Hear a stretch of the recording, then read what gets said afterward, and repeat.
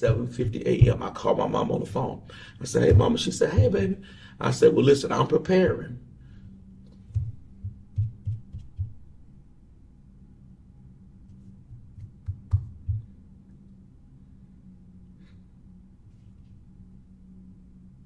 I said, I'm preparing to bring you home. Like at the hospital bed, everything to bring you home." And she said, "Yeah." She said, "Son, because I'm ready to come home." She said, "I'm ready to come home." Not knowing that she wasn't coming home to me.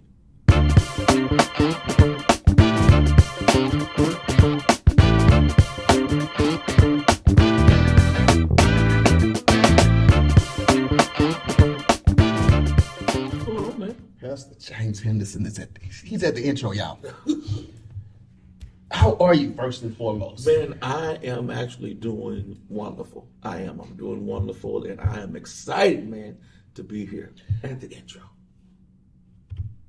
I've been saying lately, when I've been talking to people about today's show, that God has given you your second wind, W-I-N-D, but He's also given you your second wind, W-I-N.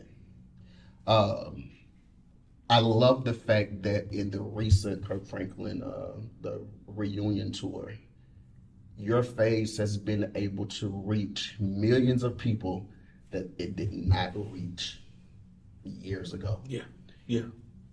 Whenever you first saw the first concert, how did it feel? You know, when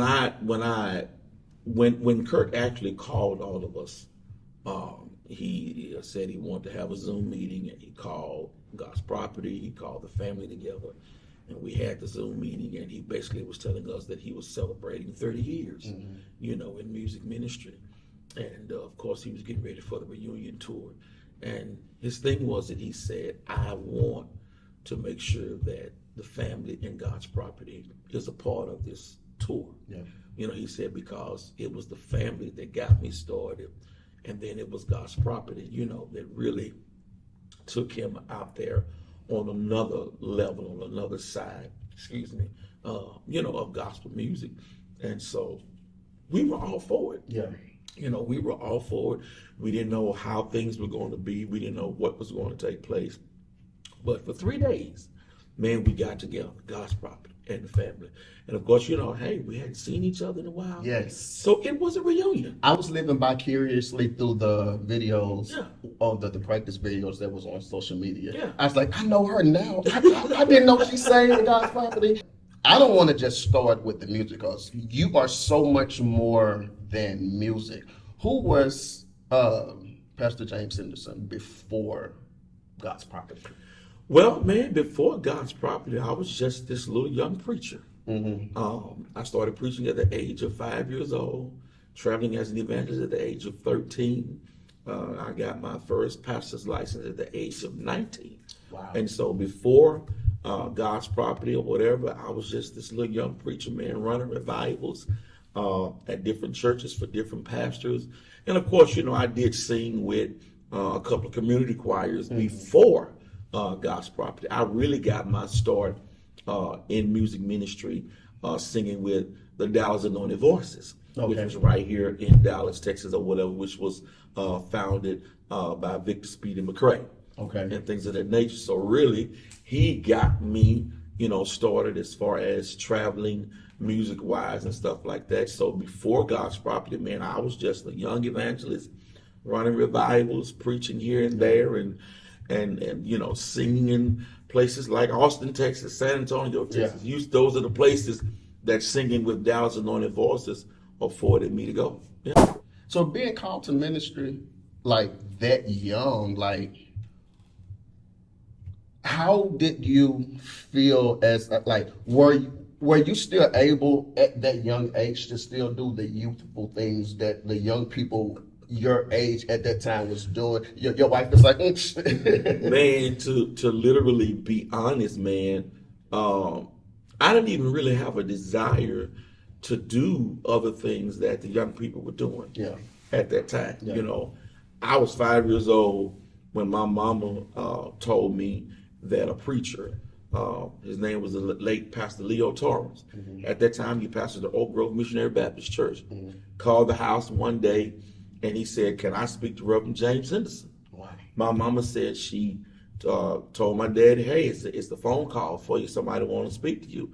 My daddy got on the phone, and Pastor Torrance told him who he was or whatever, and he said, "No, I want to speak to Reverend James Henderson Jr." Wow. 5 years old. I'm like, how, my mom was like, "How this man know you?" Yeah. I mean, at 5 years old. But he got wind, and my mama said I got on the phone at 5 years old, talking like I had been doing this for years. And the man wanted me to come and preach his Easter Sunday morning service. Oh, wow. At 5 years old. And my mama said I was on the phone holding a conversation with the man and talking about, yeah, okay, and I'll be there. And my mama said my daddy got back on the phone, and Pastor Torrance told him, what was going on. Got off the phone, and my mama said she asked me one question: "What kind of suit you want?" Wow. I told my mom I wanted a 3-piece white suit, powder blue shirt, white shoes, white socks, or whatever. And my mama said that Sunday morning, I got up to preach, and she was nervous for me. She was like, "I don't know what my baby gonna say. What they gonna say? What they gonna say?" My first message I preached was, "The Lord is my shepherd." Wow. That's what I preached. The Lord is my shepherd, and it's like, from that time, to be honest, man, all I wanted to do was church. I didn't want to go outside, play with the neighborhood kids. I just wanted to go to church. That's my life. Friend, like the neighborhood friends or kids' friends or cousins or whatever, how did they take you in that particular point of your life? In that particular point in my life, the neighborhood kids actually respected me. And they did. They actually respected me. I had one childhood friend, and he's still alive today. His name is Jason Gooseby. And he lived maybe 4 houses down from me. He would be the only kid in that neighborhood that I would actually go to his house and play with. Yeah. But the crazy part about it is, when I would go to his house and play with him or whatever stuff, we would be doing church. Literally, we would. That's how you know that this is what I'm going to be doing for the rest of my life. We would be doing church. We would be in his room, and he loved, toy action figures. So we would set up his toy action figures as the church and as the choir, as the praise team or whatever stuff, and he would actually start singing and things of that nature, do the announcements or whatever, a whole church service, and then come and introduce me as the preacher. And I'm in his room or whatever preaching to the toy action figures. So and the other kids, like I said, that of course dealt with the neighborhood, they respected me because it was like, hey, this is what he is. This is who he is or whatever stuff. I didn't. It's not that I didn't, like the other kids. I just didn't go outside to do the kind of things that they wanted to do. So would you say that you've always had an old soul? Always. Yeah. Always. I've always had an old soul. I never really hung around, young people as other young people did. I never did. I always stayed with my parents. If you didn't see me and my mama, you saw me and my dad. Most of the time you saw me and my mom and my daddy and at church somewhere. Yeah. One thing that I love about you that I see on social media, first of all, for the last couple of months, you have been super, super, super active on social media like never before. And the good thing about that is, for people who only had the opportunity to see you as the pastor or as the man of God, you're giving the more human side of you now. And I admire your transparent moments. What got you comfortable with being able to say, I know how people see me, but this is who I really am? Because, sometimes I believe we spend so much time trying to be church. We spend so much time trying to look the part that sometimes people need to see that side of you that says, hey, I'm anointed, I preach, I lead praise and worship, I do this, but I'm human too. I go through too. And a lot of times when people see and know, hey, you went through this, you went through that, but you're yet doing this. It makes them feel, more. It causes them to cause them to respect you more, and it causes them to see you as say, hey, yeah, even though he's anointed, even though he sung with Kirk, even though he sung More Than I Can Bear, he's still human. I tell people all the time, 1997 is when the CD came out. My voice went out first.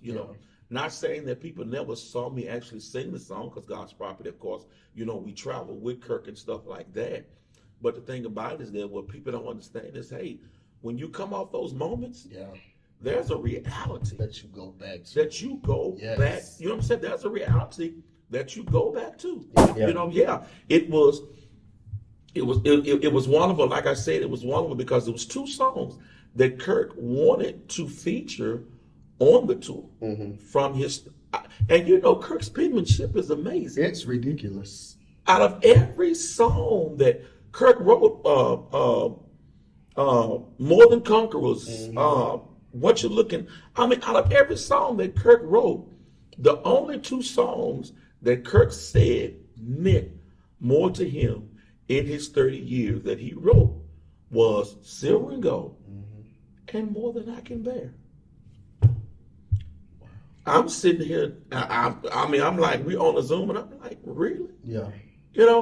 And so and this is what I'm saying, man, I literally had no clue that when we recorded, the More Than I Can Bear, video for the tour, whatever the case may be, I had no tour. I had no clue that video It's the one that's to be used. was going to be the one that was going to be used on this entire tour. Yeah, because I remember seeing in a lot of the videos whenever you all were practicing or singing, y'all done a lot of songs. Yeah. So for that song to be the picked out song, that meant a lot because, like you said, I don't know one song that Kirk Franklin has been involved in that has not been ranging even before whenever he was just doing music with choirs that had nothing to do with the family and God's property. So I think that for me to say that he would pick a song where you are involved and knowing some things that you've been through from what you share on social media.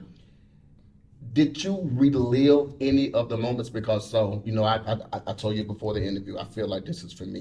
I admire the way you dealt with the passing of your mom. I still haven't dealt with the passing of mine yet. Right. How did you do it? Man, here's the deal. My mom's death was unexpected. We did not expect that, period. I was still dealing with my father's passing. My father literally prepared us for his passing. We knew, be honest with you, the day that my father thought he was going to pass was April of 2021. By his bedside, he said, call this person, I want to see this person, And that particular day, everybody that he wanted to see, I called over to the house. They were at the house. Everybody he wanted me to call, I called them on the phone. So he could tell them, I love y'all. And he was like, I'm getting ready to leave here. And that's just what he felt. Yeah. And he prepared us. But even that particular day, my father did not pass. May 1st, 2021, it was a Sunday morning. My mama got up and she went to church. And it was that day when she left to go to church. While she was at church, I stayed at home with my father, and we watched church online that particular Sunday.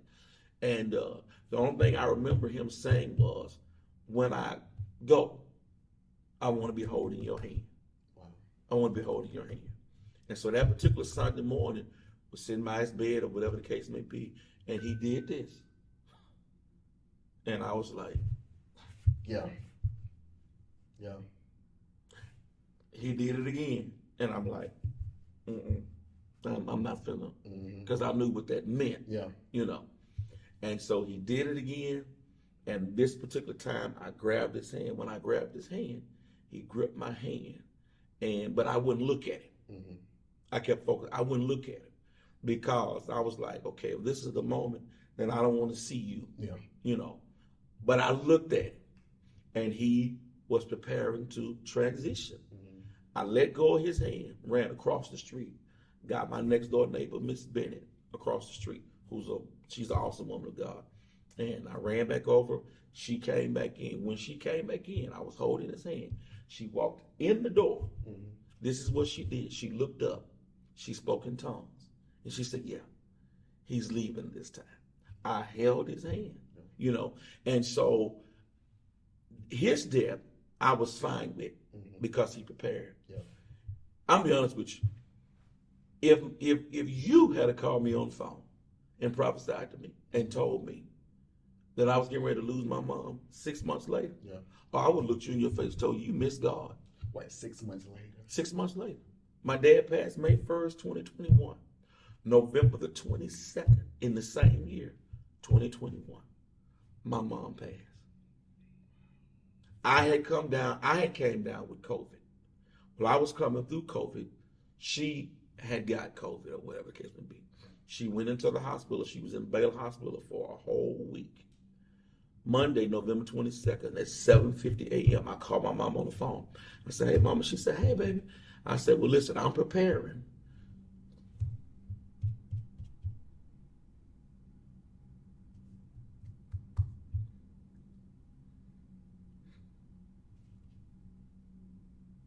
I said, I'm preparing to bring you home. Like at the hospital bed, everything, to bring you home. And she said, yeah. She said, son, because I'm ready to come home. She said, I'm ready to come home. Not knowing that she wasn't coming home to me. Because at 11:50 p.m. that night, Baylor called me back on the phone and told me my mom had just passed. So her definition of home was home. Yeah. Yeah. Her definition of home was going home to be with the Lord. Because I didn't know that she was missing. My mom and my dad had been married for like 40, at that time it was 46 years. Why? They met December the 1st, 1975. They got married December the 3rd, 1975. And they've been married for 46 years. And her definition of going home was not to come back home with me. And I'll be honest with you, man. I'm going to tell you something. How I have dealt with it, I just kept going. Yeah. Literally. I have literally kept going. I've had my moments. Because that night that I left the hospital, I got back home, I sat on the side of my bed, and I screamed. When I say I screamed, I screamed that night. I screamed that night. And that night I screamed, and I took my hand, and I did like this to God. And I said, God, you're going to have to hold me. You're going to have to hold me in this. And I'm telling you, that's how I've been able. I just kept pushing. Why do I feel guilty? Because I have not been able to break. I have not been able to cry. I have not been able to scream. And I guess I feel bad because I'm like, this was my homie. Like, anytime she would come in town, the last meal she cooked for me, I woke up one morning, my breakfast, keep in mind, we're from Mississippi, so you know where I'm about to go. My breakfast was fried chicken, macaroni and cheese, collard greens and cornbread. Are you serious? Oh, God. I'm like, Mom, what's this? It's like 8, 9 o'clock in the morning. Wow. First of all, why are you woke? Wow. So, like, for me, because we had that relationship, I felt like I should feel something or a different way, but like, I haven't been able to be that person. So seeing how you were able to maneuver through all of that, I was like, that's strength.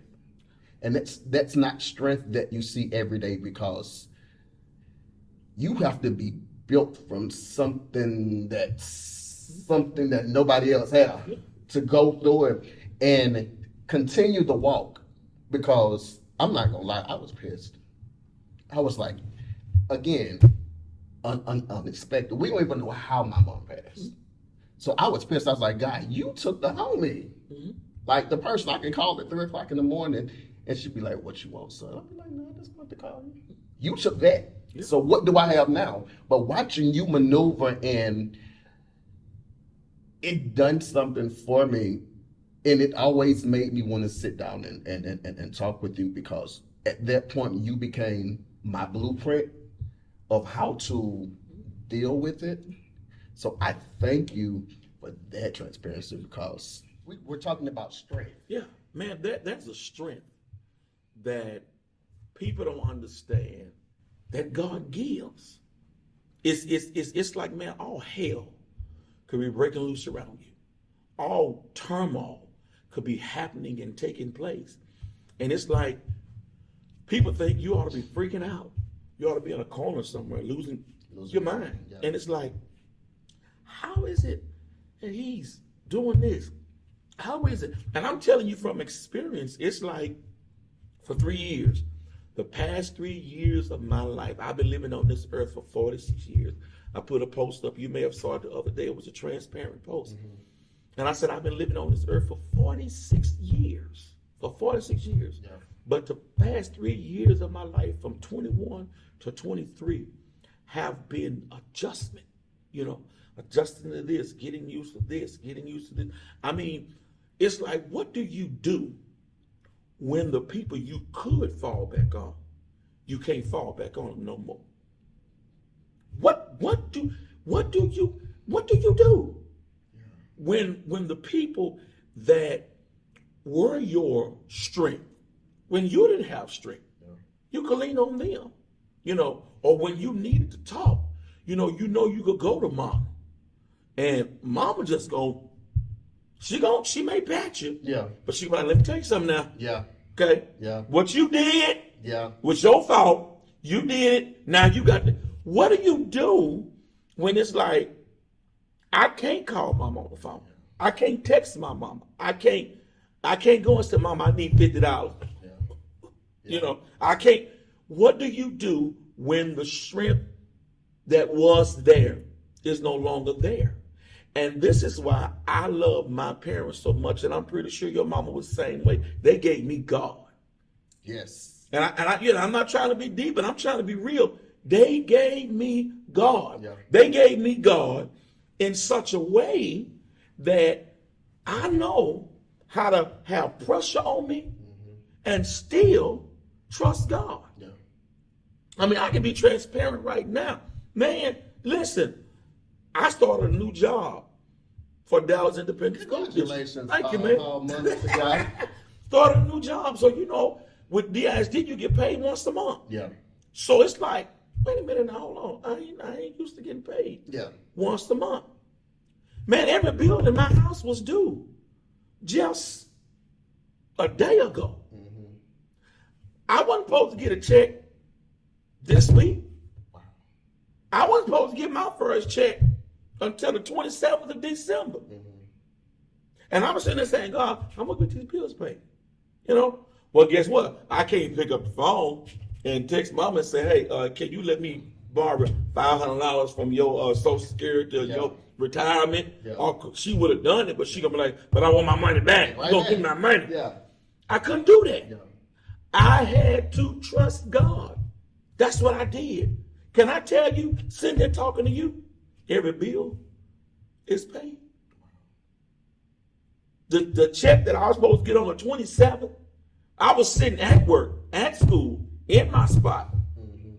And I'm always checking my account because I'm always believing God for something to be, and then it wasn't in there.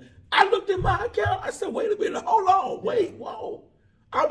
It's the thing about it is this: when our parents gave us God, see what I'm saying? Sometimes they couldn't give us things. Sometimes they gave us God, and I'm grateful that my parents, they gave me God. And I've had a lot of people, James, how you make it and how you doing this? God. How you able to, do I have moments? Man, yes. I have my moments. I mean, there'll be times I could be sitting and playing spades or playing dominoes, and all of a sudden, man, I just zone out. I'll spank you on spades, but go ahead. We gonna have to see. And I would just zone out, man, and I would have to get up from the table, go in the room, and have my moment. Yeah. You know, but after I have and that's what I'll say to you, even though you haven't broken or screamed or here's the crazy about maybe God's not gonna allow you to do that. Because everybody deals with grief a different way. But it's like just cause you scream and I didn't scream doesn't mean I'm wrong. Or just because I haven't had this kind of moment doesn't mean I'm wrong. Because my parents gave me God, that's what has kept me going. And it's still keeping me going to this day. And so that's what I would say to you, man. You've been going, you've been pushing, and we have to keep pushing. Yeah. You know why? Because what's on our lives, this kind of stuff here, is really not for us. Somebody gonna watch this, somebody gonna see this, and somebody gonna be like, man, that's the guy that say more than I can bear. Yeah. And he just sat here and thought about his mom and had to have a moment. I mean, what? Yeah. They need to see that. Yeah. This is not staged, this ain't rehearsed. We didn't talk about the questions because like I told you, no, you ask the questions that you want to ask. Yeah. I'm not going. So it's like, hey, you know, but the strength that God has placed on you, that God has put in you, man, that's the strength that your mama taught you. She gave you God. I'm asking questions that I know that I've gone through, but I'm also asking questions that people, you know, we go through things and we don't have anybody that we can talk to. So today, this is my pastor. He's probably about to become my pastor anyway. Going through, I don't call it church hurt.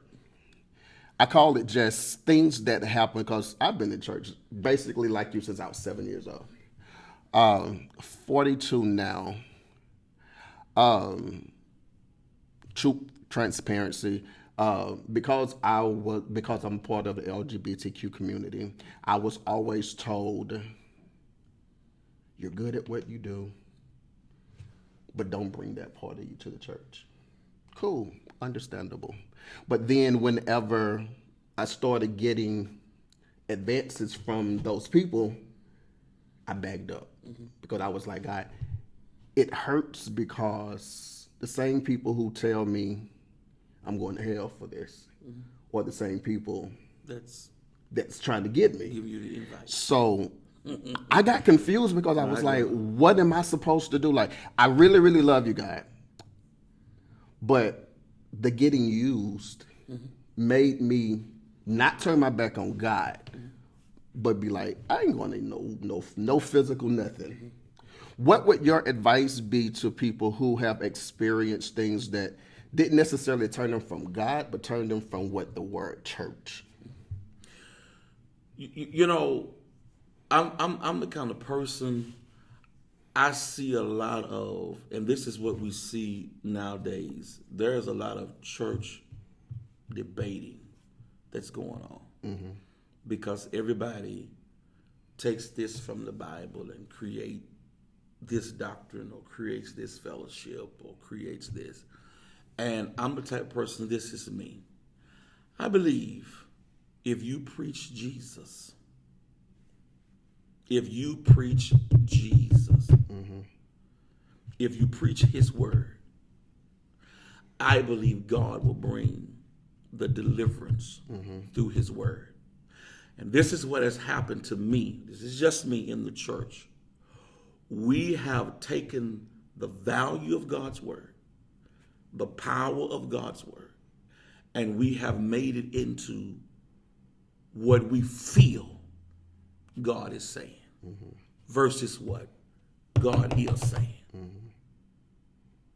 And at the end of the day, what does his word say? No. What does his word say? His word says this: if I be lifted up from the earth, he says, I'll draw all men. And the key, man, listen, hear me. The key word, and if you're watching this and you're hearing me, the key word is God said, I'll draw all men, whatever nationality, whatever race, whatever denomination, LGBTQ. I mean, if I'm saying it right, all men. Yeah. And he says, I'll draw them unto me. And the problem is, and I'm going to say it, we keep turning people to men and women, but we ain't turning them to God. No. And if we turn them to God, give them God, give them what God said. And here's the deal. Yes, in order for us to turn them to God, we've got to be the examples of God. Yeah. And I'll agree with you. You have a lot of people that they'll, and this, you know, listen to me. It's not just homosexuality. It's liars. It's adulterers. It's fornicators. It's embezzlers. It's hot check writers. You see what I'm saying? Yeah. It's sin everywhere. Yeah. And the thing about it is that, yeah, I can't want you to be accountable, but I'm helping you in what I want you to be accountable for. Yeah. I mean, come on. It's no difference it's no difference if you were my pastor. Okay? And I'm coming to you because I'm going through at home in my marriage or whatever the case may be. You can't make me accountable at home if you ain't faithful at your house. Thanks. And that's the problem that we're having. We're having a lot of people that they will whoop you for this and whoop you for that, but all along, you're doing this. Yeah. You're doing this, or you're bringing the advance. Yeah. You know, you're inviting me, and you cannot. If you're gonna be holy, be holy. If you're gonna live for God, live for God. It's just like right now. I have never seen so much debate and confusion behind the death of Bishop Carlton Pearson. Yeah. Yes, I get it, because the church is going to stand up for what the church believes. Mm-hmm. That's just like the world is going to stand up for what the world believes. But at the end of the day, those that's going to celebrate him, celebrate him. Mm-hmm. Those that's not going to celebrate him, I mean, the man is dead and gone. Yeah. And we're still having debates on this and that and this and that. And it's like, again, the church now says, here the church go. Yeah. Fighting each other, bickering each other. I mean, you know, going at battling with one another or whatever the case may be. And so my thing is, man, you know, my only response and my only answer is that give the people God. Give them God. Give them and give them the true God. Give them the true God of the Bible. Yeah, it's easy for me to take this from the Bible and I come up with my own interpretation of my own meaning of this. And a lot of times we get so caught up in our own interpretation or our own meaning, and then that's what we try to push. Yeah. But at the end of the day, come on, let's get the Bible. Yeah. Let's get in the Word, and let's really see, why did God say this? Yeah. Let's you see what I'm saying? Yeah. Let's dissect it. Let's break it down. Let's tear it apart. And let's see, why did God say this? What was the true, you see what I'm saying? Mm-hmm. What was the true meaning of this? Yeah. You know what I'm saying? Forget your opinion and your interpretation. And then again, if you have an interpretation of this and I have an interpretation of this, then the Bible said, let's come together and let's reason together. How can two walk together unless they agree? And if we come together and you tell me, okay, well, this is what I see. This is what I see. Well, then let's really go and see, okay, well, how did you pull yours out?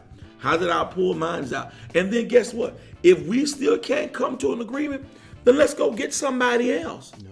You see what I'm saying? That has been doing it longer than we have. Mm-hmm. And we go to them with what you have, what I have.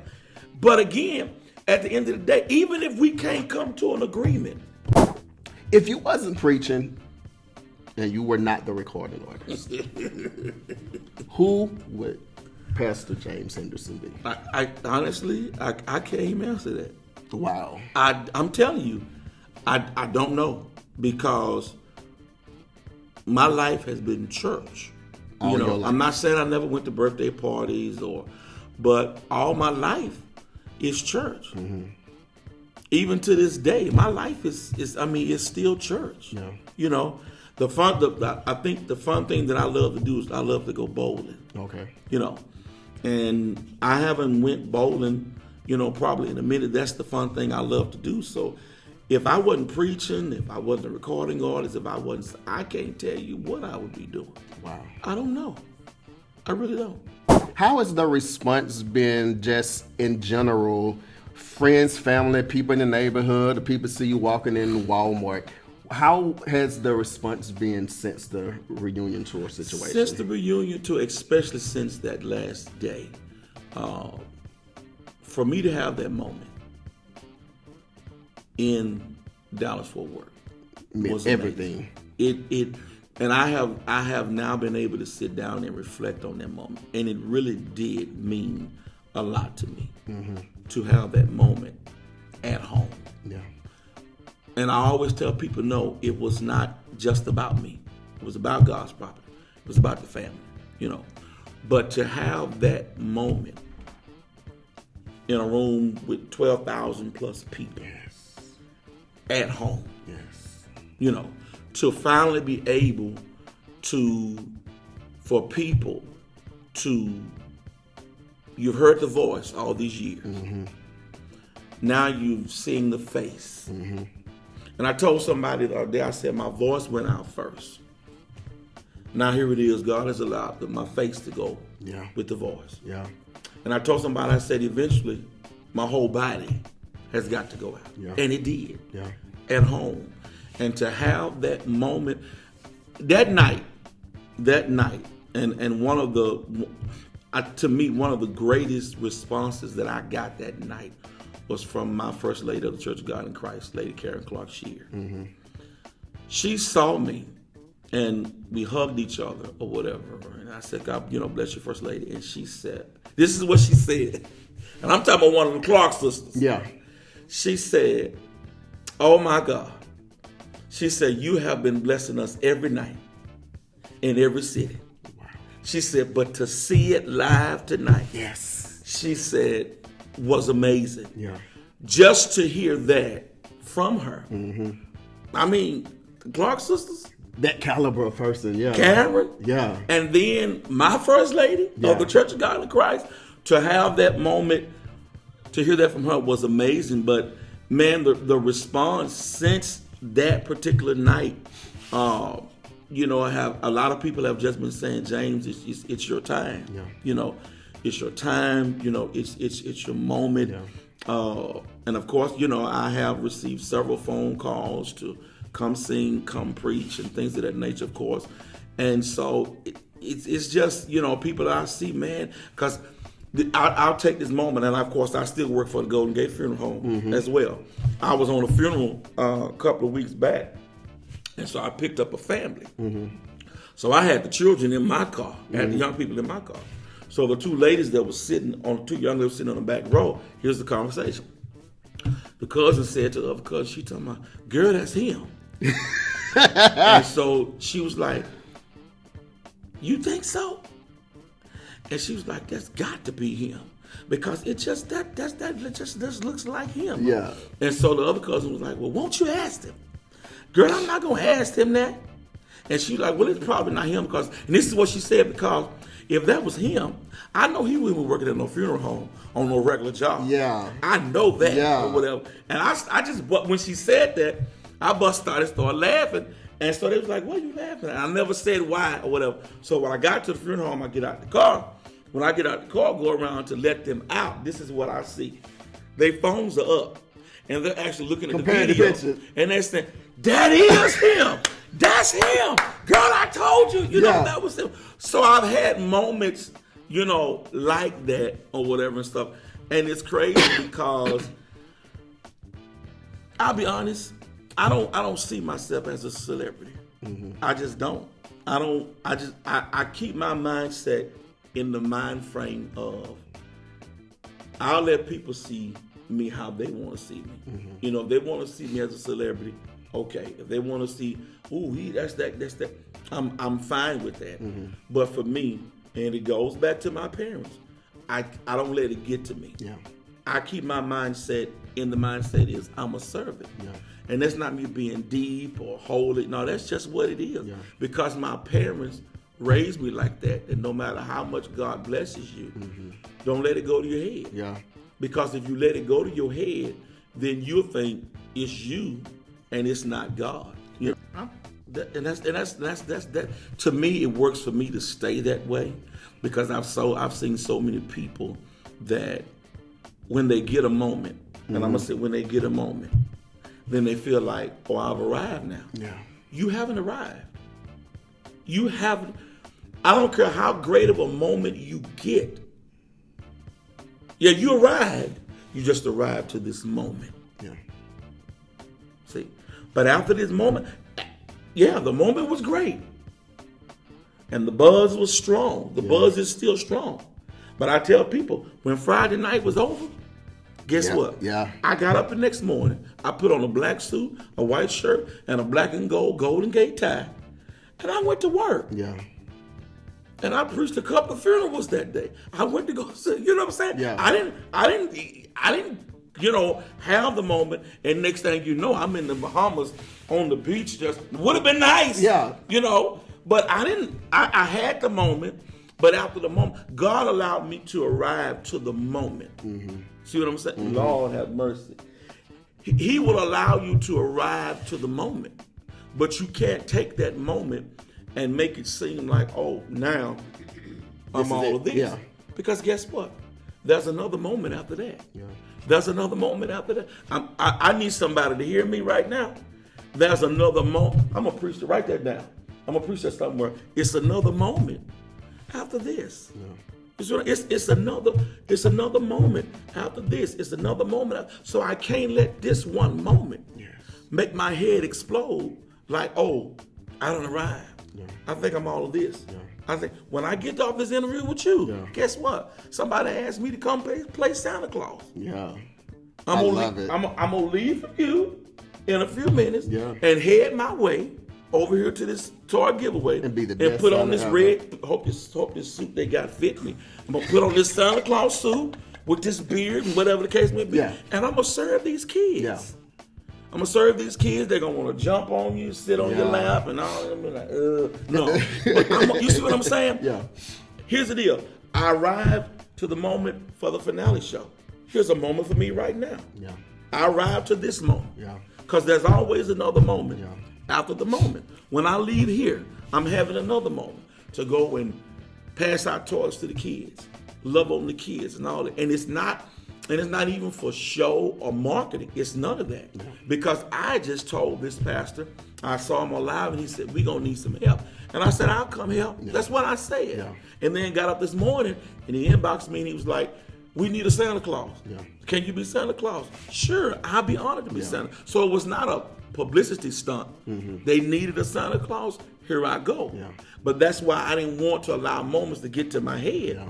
Because I could have said, I'll be Santa Claus. I need $3,000. Yeah. I need to come in through the back way. Yeah. I can only be there for an hour. I can't touch the kids. Kids can't touch the kids. You see what I'm saying? Yeah. No. You're going to be Santa Claus.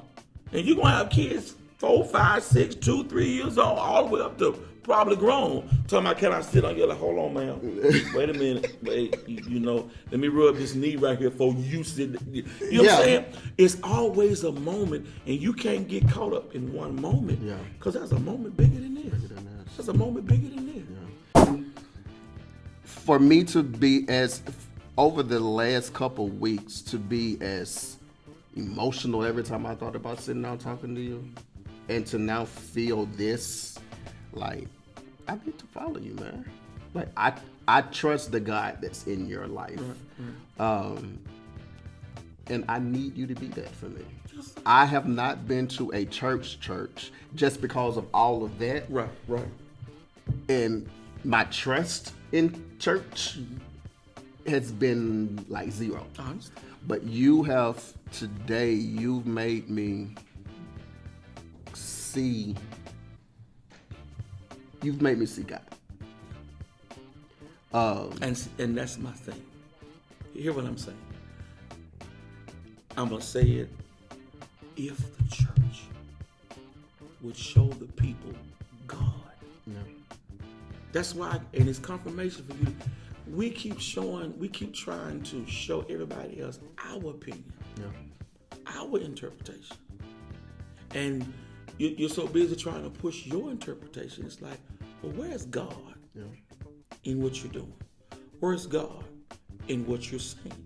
And at the end of the day, my goal is I just want people to see God. That's it. When I preach, I want people to hear God, see God. When I sing, I want people to hear God and see God. When